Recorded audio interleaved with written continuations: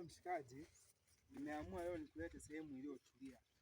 Ili dili naoenda kukupatia sasa hivi, tukishalifanikisha tutapiga madili sana. Inabidi tukae hapa hivi. Dili gani? Kaa nikupange sasa. Kuna mchongo hivi sawa? Huo mchongo ni wa hela sana.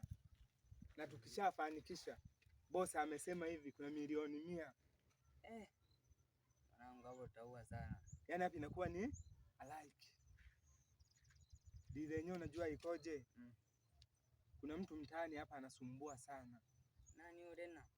Yaani huyo mtu ana hela sana. Na boss amesema hivi tukishamuua tunaenda kutupilia mbali. Mwanangu, wewe si msala kabisa huo. Mna sio msala. Yeye anizingua. Unajua boss anataka yani hapa mtaani awe yeye tu. Sasa hivi hapa mtaani kuna kikwazo cha huyo mtu. Hakuna noma. Inabidi tufanye huo mchongo tufanye usiku wa leo. Au unaonaje? Fresh.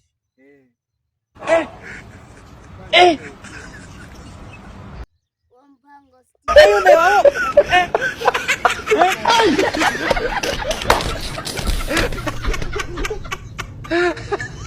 kana sisi kwa wapi leo? Hebu tuachane nao kwanza. Hamna kumuogopa mtu. Hayo ni mawazo tu. Hebu tuondoe haraka hayo mawazo tufanye kazi leo.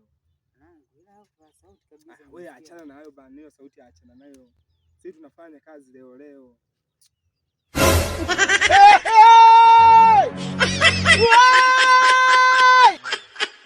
Chai!